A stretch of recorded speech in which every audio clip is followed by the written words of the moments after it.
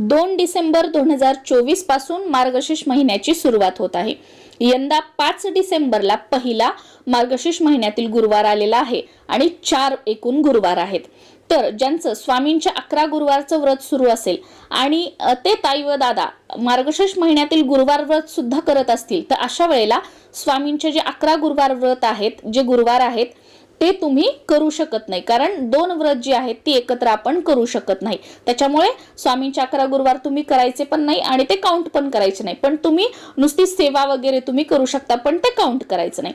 आणि ज्यांना मार्गशीर्ष महिन्यातील गुरुवार नसतात, हे व्रत ते धरत नाहीत आणि त्यांचे स्वामींचे गुरुवार सुरू आहेत, तर तुम्ही स्वामींचे गुरुवार करू शकता। सेम विधिवत जसं आपण करतो तसं करू शकता आणि ते काउंट सुद्धा करू शकता।